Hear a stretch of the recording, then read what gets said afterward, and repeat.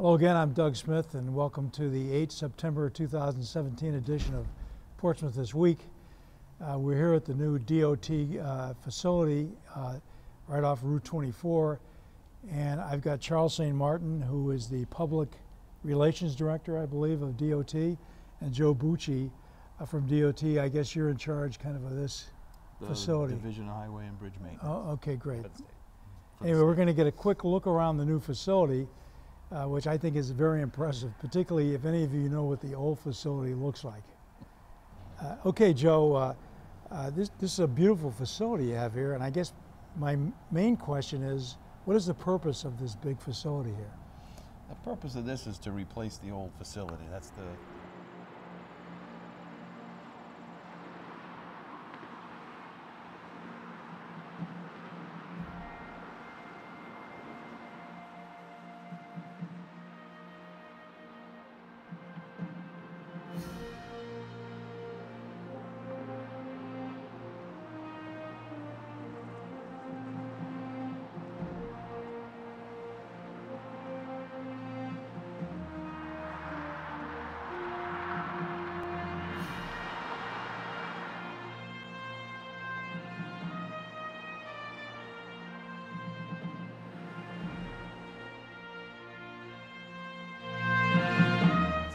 obvious thing. That facility is a lot older than I am. I can't tell you when it was built, but it was had a lot of deficiencies in it.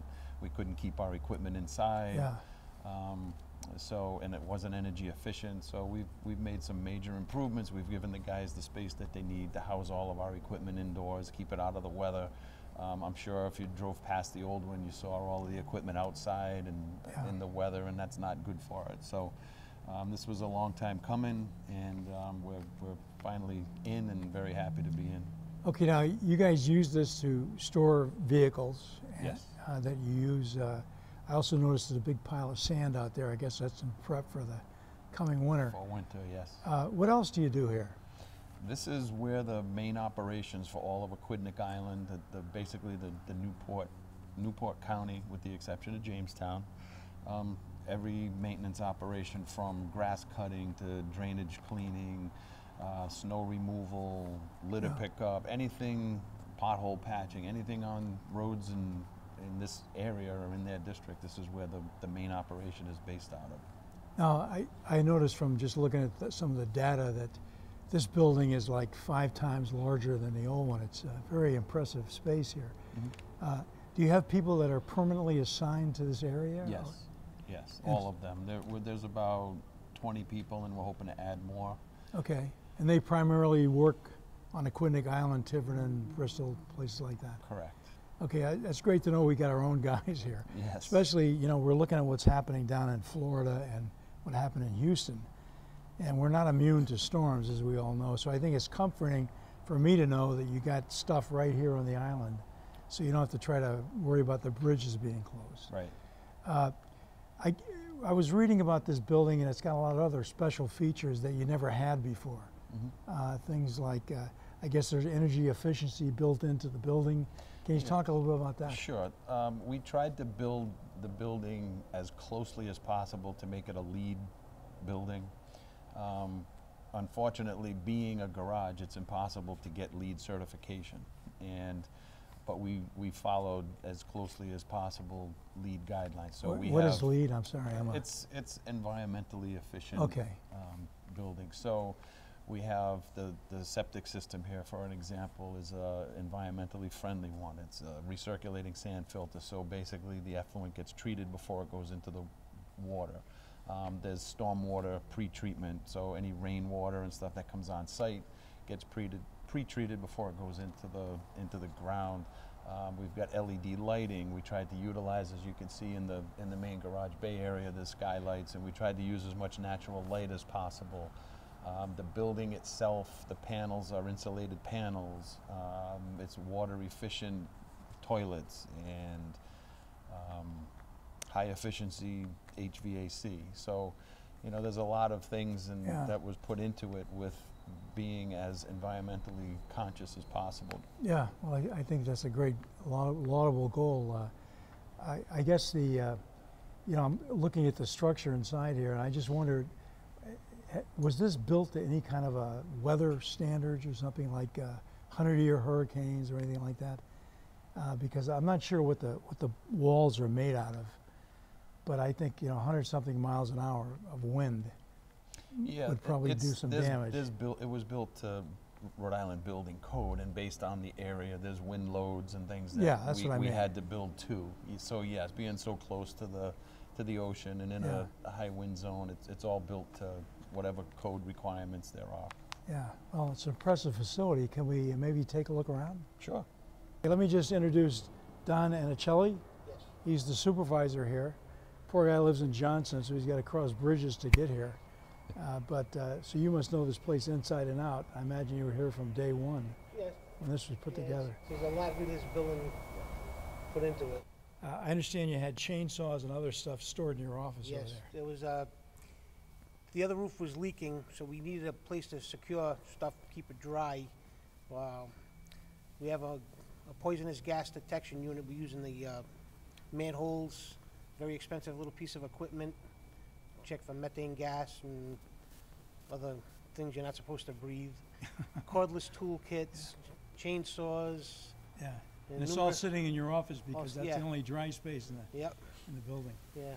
Well, as I say, I think you got plenty of storage here. You must be delighted about that. It's a pleasure coming to work every day. You know, and it's all nice and clean and everything. I encourage people to drive by the old facility just to see where you guys are coming from. Yeah. Because I think that this thing is so great. You know, I'm looking around here. I see a rental truck over here from United Rentals. It looks like one of either a water haul or Yes. liquid. Yeah, water for sweeping. The other trucks we had, they were old. They were 17 years old, and just due to the nature of the truck, spraying salt brine in the winter, they just rotted away. So the new trucks are coming in. Yeah. So we have a rental truck to replace that. And they'll be nice and protected in here from, Yes. from the weather and stuff. Yeah, I worked out of headquarters for about 12 years. Everything was inside at headquarters. When I came here, I was wondering why the arrow boards, we all got them at the same time. Over here, they were rotted from sitting outside. Just a mist from the ocean. You know, Sure. that salt water mist on it continuously took its toll on them. Yeah, it does that. Yeah. Let me get back, Joe, if I could, to you about the cost of the building and things like that. I mean, this is a huge facility. Mm-hmm. How much did it cost, and where did the money come from?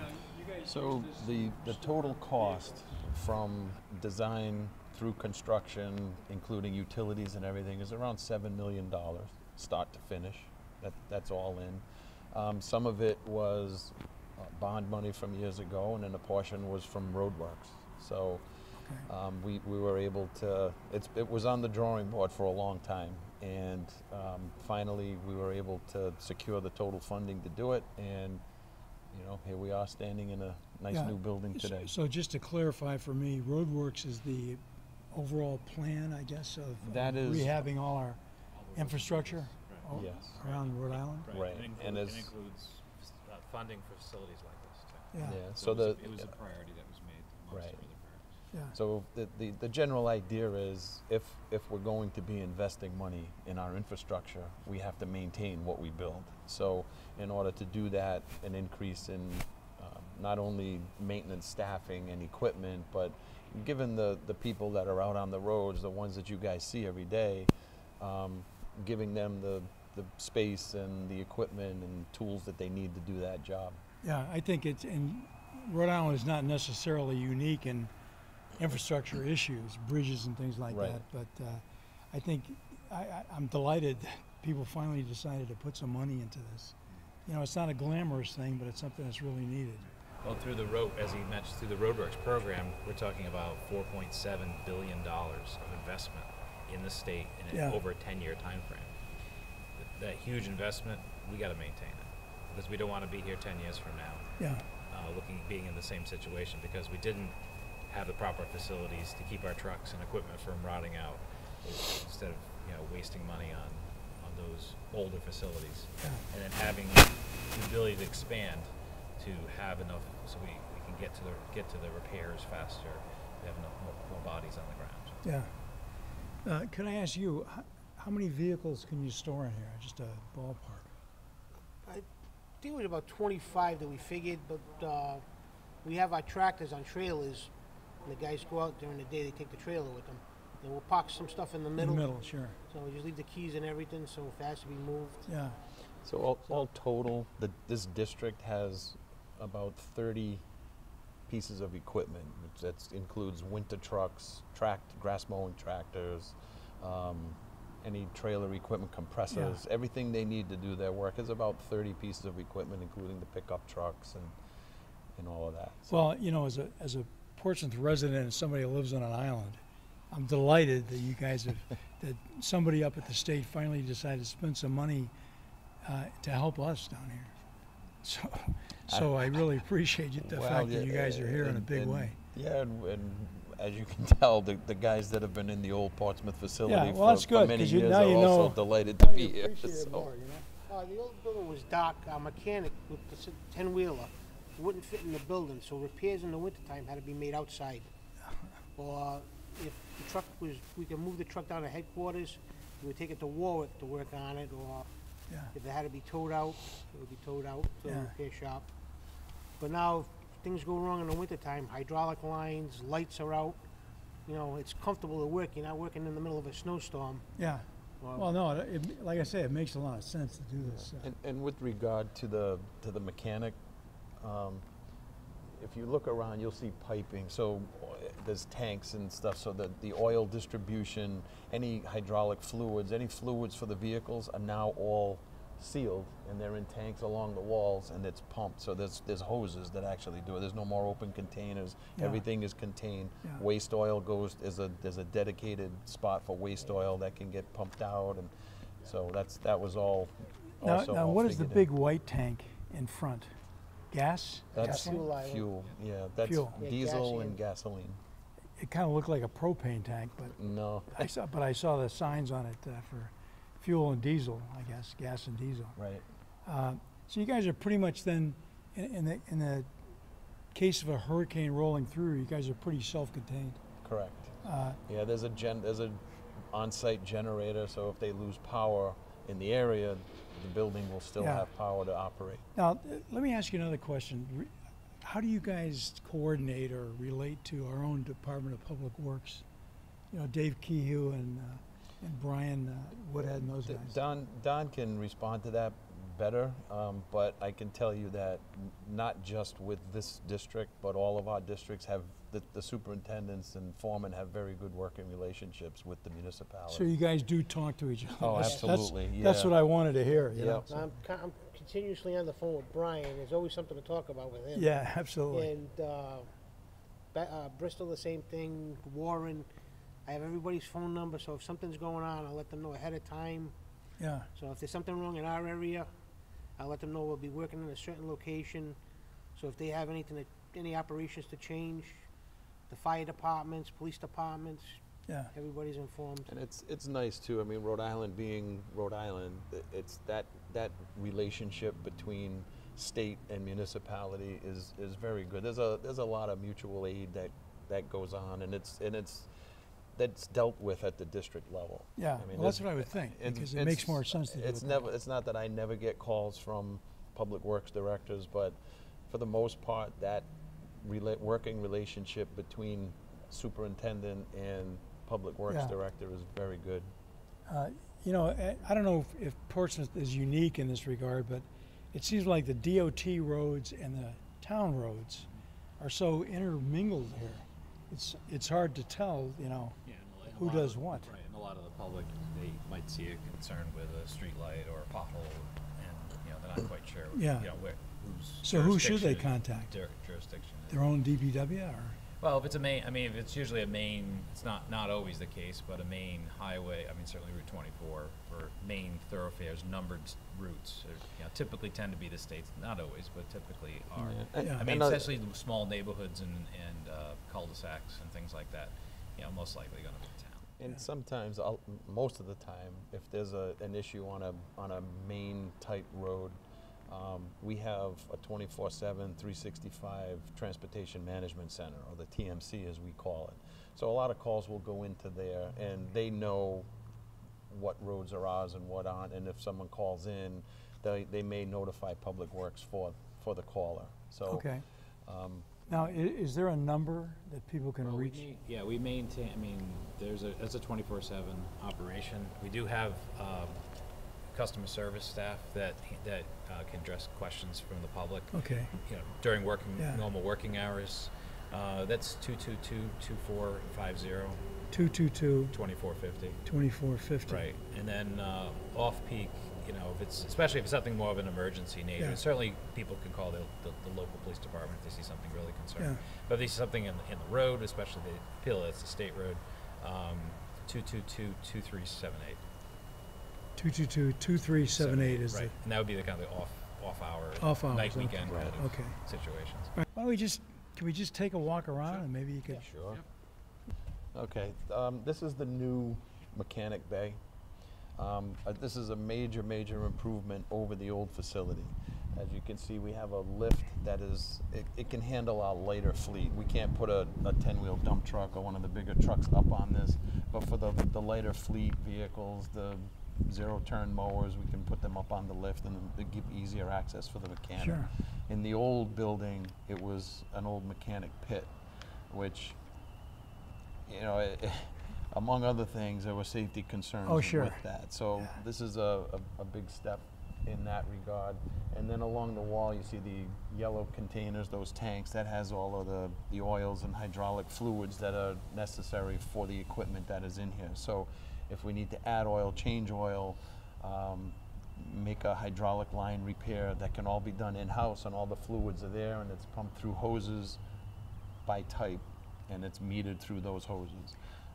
Instead of having open containers everywhere, our waste oil is now contained in a dedicated unit, and it used to be barrels in the old facility.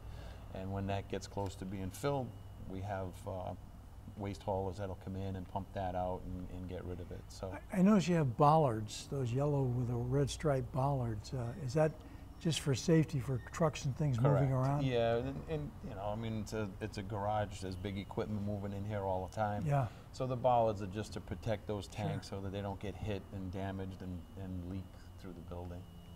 Now, how about the roof and the walls? Are those made out of, they're metal, I guess? Are they? It's a metal skin with a insulated foam interior. Okay. And they're very durable, they're very strong. I know it doesn't sound like it is, but when they had pieces that were here, if you look at it, if you try to punch it, it's not going to make a dent in the building. They're very strong and secure. Yeah, I think you can kind of see what the foam looks like on the ceiling, if that's the spray that on. That's special stuff. Right. But inside of the panels is. In the panel, it was like a sandwich. Yeah. Yeah, it's about You'd have 4 inches thick. metal on both sides, Yeah. and then inside. If you look at a cross section, you'd actually see the insulation. Okay, you want to go outside and take a look? Sure.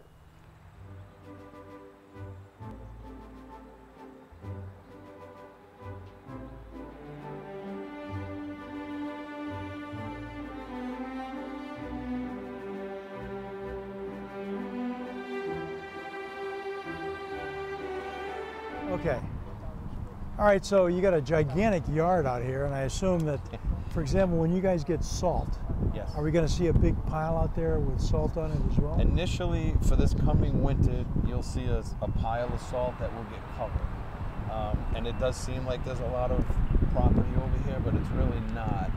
We're going to be putting a salt storage building so that this facility now, for years, the pile has been uncovered. We're going to cover that so that the material salt will get delivered undercover, and all the trucks will be loaded undercover. Yeah, it definitely makes sense with salt for sure. Yeah, and then on the side of the building, there are some 5,000-gallon tanks. Those tanks will hold our winter liquids, and in this case, they'll be holding salt brine. At this time, we do not have a salt brine maker at this garage, but this is one of the areas, and we've put provisions underground for water feeds to a brine maker for this facility down the road. Okay. So the first thing that will come, you'll see the salt storage building. That'll go up before, and then further down the road, once the salt is here and it's covered and everything, we'll try to get a brine machine out here. Yeah, now I would assume that before the winter or before storms and things like that, you guys load up on all the supplies and the Yes. fuel and everything else you'd possibly need for that. You know, does all this come from, like, I know you're from Providence, right? Are you Yes, from Warwick. Warwick, Yeah. yeah. So is all this kind of centrally located, you know, does somebody at your level figure this stuff out and move supplies? Yeah, How does that the work? supplies are ordered through what we refer to as headquarters. Our main maintenance headquarters is in Warwick. Yeah, And as Don needs material, whether it be salt, sand, that order gets placed in Warwick, and then we contact our distributor and they make the deliveries that he needs here. okay. Charles, I appreciate the tour of your facility here. Glad you guys come. I just wanted to ask you something else about DOT. I noticed in the paper yesterday that you're starting the demolition of the old bridge on the Sakana River.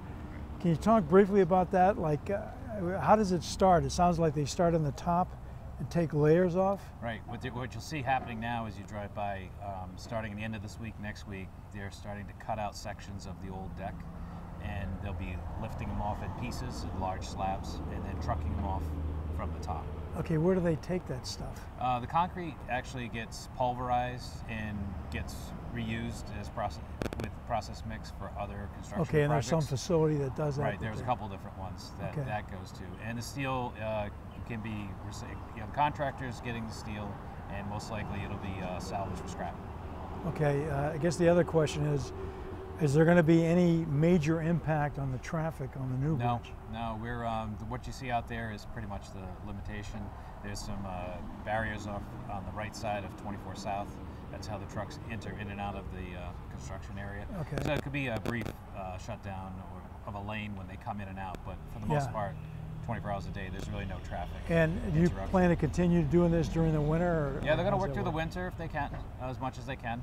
The work will take them into next year. It should finish up next spring. Okay. And then we have a second contract.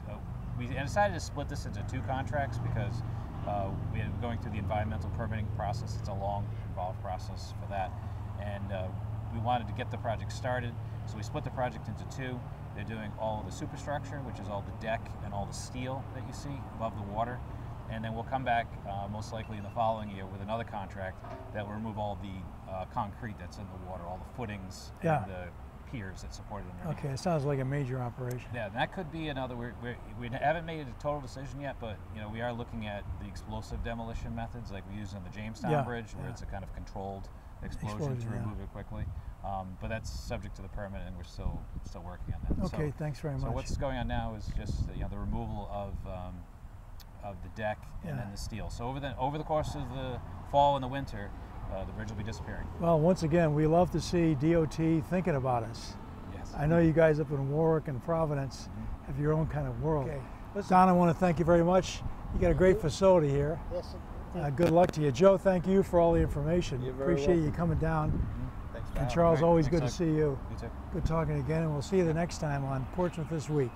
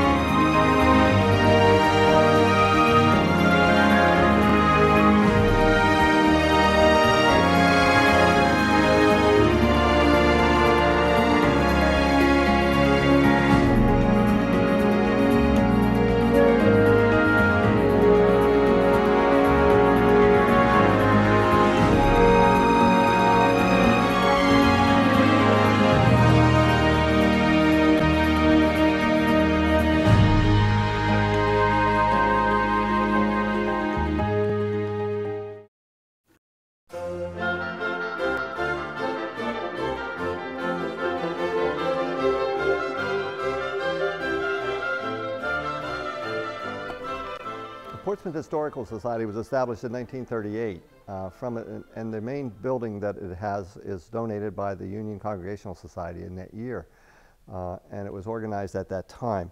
The location of the Historical Society on the corner of Union Street and East Main Road was once the Christian church in Portsmouth. There was one church built here in 1824, and then another church was moved, and it was this one was built in 1865. The Historical Society has this corner of the property where we have not only the church, but we have the original one-room schoolhouse built in 1725, and we also have the original town hall from the early 19th century. This church was used by the Society until it disbanded in 1939. The organ in the church here that was brought in 1902 from Emmanuel Church down in Newport. This room is what we call the Julia Ward Howe room. There are quite a few pieces of furniture and so on, like the bed and the chair, that came from the summer home of Julia Ward Howe. At the turn of the last century, Dr. Benjamin Green was a physician in town, probably one of the 3 or 4 physicians in the town. Portsmouth was a very small town then, probably with about 2,500 people or so in it. And what he did when he died was his medical equipment was left to the Historical Society. Also in the museum, and among the other artifacts that we have here in the museum, are a number of Revolutionary War cannonballs. We have various other artifacts from World War I and World War II. We have quite a few other things, some ancient Indian stones that were probably used for grinding. We have ship models. We have Victrolas and radios and all sorts of early artifacts from local history. This is a Chickering piano that dates back probably to about 1858, 59. One of the really unique things that we have here in the Historical Society Museum is this hearse. Because this was donated to the Society in 1943, and at that time it was about 75 years old, it goes back to about the 1870s or so. The southernmost school that was distinguished from the northernmost school when they were authorized by the council back in the early 1720s. It's been restored. We have quite a few old desks here from different vintages, and the building itself is probably the oldest in the state of Rhode Island, the oldest school building in the state of Rhode Island, and possibly the oldest, there's some consideration it might be the oldest in the country. The Historical Society buildings and artifacts are a true treasure of Portsmouth, but they can only be preserved with your help. Please visit the Portsmouth Historical Society website to see how you can become a member and help preserve our proud legacy.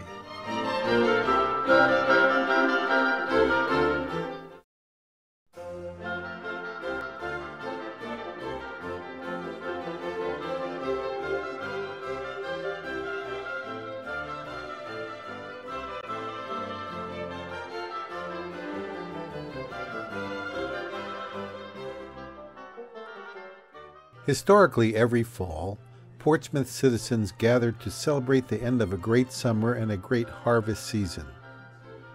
The Portsmouth Historical Society invites its members and their guests to a traditional harvest social on Thursday, September 28th at Greenvale Vineyards.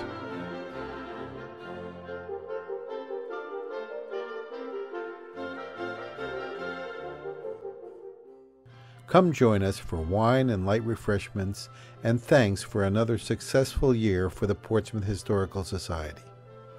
Tickets are available from Society board members, at the door, or online at portsmouthhistorical.org.